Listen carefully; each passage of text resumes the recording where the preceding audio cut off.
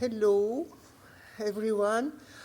Okay, this is an introduction to Sollagua project that was funded by Interreg Sudway program. And here is an overview of this project that I'm going to give you so that in the author list there are all the participants to this project and the consortium as well. That is also here with the logo. So Sollagua was answering the specific objective of Interreg Sudway program for the promotion of access to water and sustainable water management, and that is focusing also in a rural area. So it was launched in 2024, and if there are any questions, also please contact Alida from the University of Toulouse, where I come from. But you can see also the consortium with two other universities and agencies and public authorities from Spain, France, and Portugal. Okay, the main objective of Sollagua is to promote the adoption of green solutions for the reuse in rural area by the means of living labs focusing on water, so water-oriented living labs, and because it's mainly about nature-based solution, we call them nature-based solution walls, that I will be using that terms later on. And this is with the fit for purpose strategy that in this way also is trying to change from the end of pipe strategy as well by making loops of recycling in the rural area where there is not big networks for the water. Here is the main structure of the project. We are having 3 work packages. The first one is all about the toolbox that we have been developing to help at the NB walls with the stakeholders. So in those tools, we had Claire, who talked to you about the choice tree at noon today, but we also have other things I will show you later. And there are the demo site implementation, and please go and see the poster of Katarina, that is the first one in the line outside. And there is so the second work package is about the living labs implementation that drives us to the whole strategy of the project about the fit for purpose. So we start from the needs. If we begin calling who needs recycled water, and then we try to make the solution adapted to the needs so that it fosters the adoption of the solution. So we have a strategy that was explained yesterday by Katarina as well. And we get an exploration of the needs that will be given today, later on.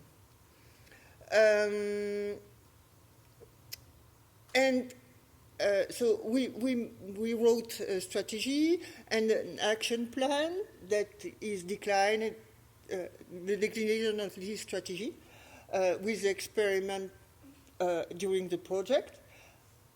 And the third work package is dealing with the adoption of those nature-based solutions for the water recycling. So in this way, we will be writing a replication plan to circulate what we have been finding and increase the adoption of green treatment technologies in the trains for the water recycling. We'll have also an education and training I will show you in the last slide. So the main achievement of these projects are 3 demo sites and a strategy plus an action plan. The first deliverable is a state-of-the-art of the trains mixing green and gray technologies for the recycling of water. We had a list of 17 for the main developed technologies, and that also was illustrated with real-world examples. This is the first tool shown by Claire about the choice tree that makes any stakeholder able to end up with a set of green and gray technologies that are able to fit to his needs to access to recycled water. So then we run cost-benefit analysis comparing those green and gray solutions, so that by highlighting what are the advantages of green solutions, compare to gray. Here you can see that the main difference happened in the capex and the opex. That is higher for the gray technology, and for the green, it's about the area footprint that is higher than for the high technologies. By giving this indication to the end users, he can make himself his own choice.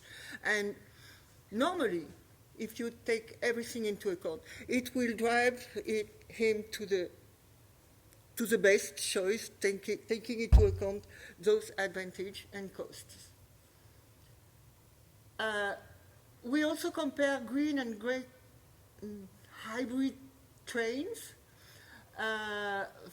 in life cycle analysis, and we end up with that type of result that show that regarding the several criteria of regular life cycle assessment, the gray technology are having the highest impact on most of them, except for the land use that is normal in relation to what I just told you.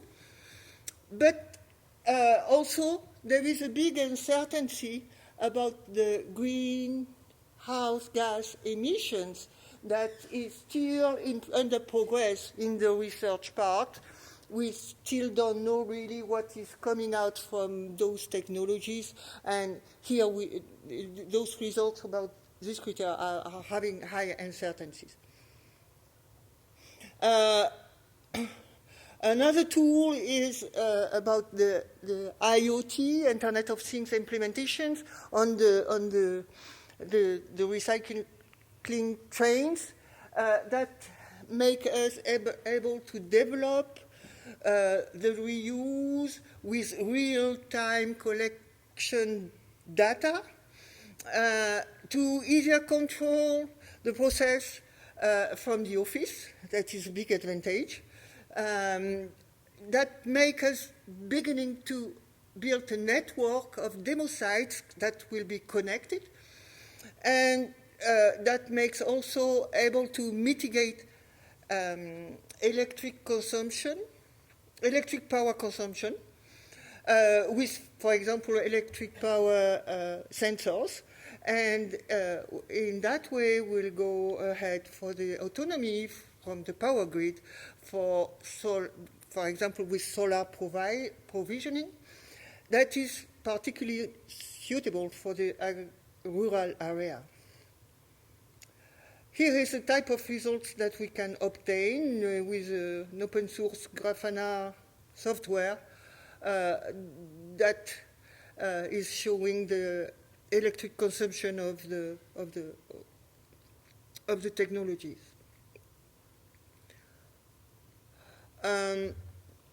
Okay, that was for the tools, and now just to remind you that we are having a deliverable about the strategy of the project that is based on nature-based, water-oriented living labs with a fit-for-purpose strategy that was that happened to be a good idea and that we still recommend it in agreement with the previous talk of this morning. Then, as I told you, we began to identify the needs that will be developed later on this afternoon in another talk. But getting in this exercise, we understood that we were having quite different context over the Sudway region.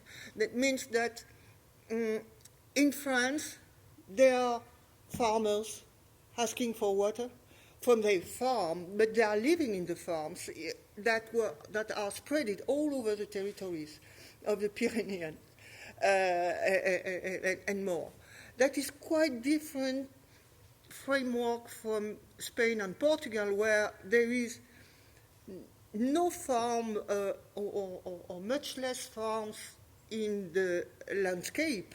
The farmers are living in the cities. So the water needs are a mix of needs from the cities and for the irrigation. And that makes the context very specific, very different in the cross-country comparison for the needs.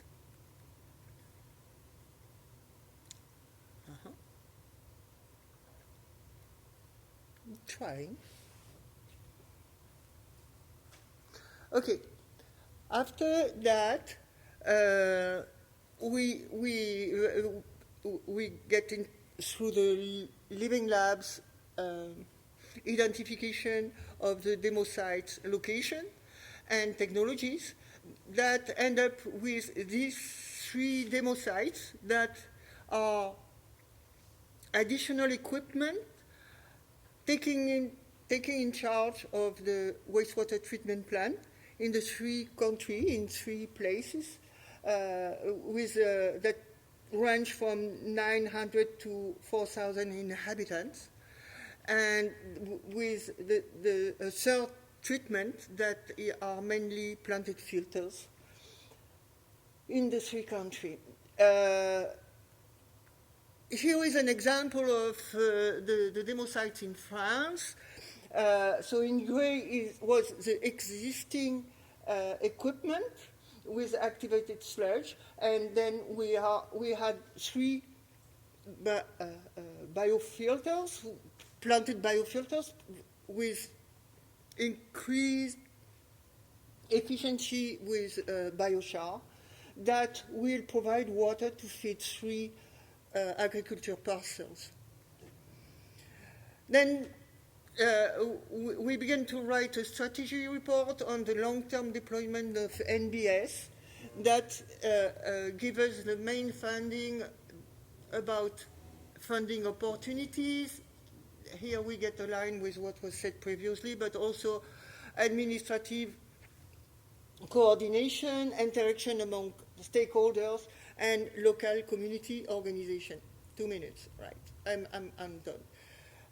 Among the dissemination way, we are making education and training sessions that are focusing on 3 types of attendees that are managers, technicians, and agricultors or farmers. Here are the advertisement that will happen in the last day of October in the 3 countries, in the 3 languages. So please go and check and circulate around. Here is the QR code where you can find this information on the website of the project. Thank you.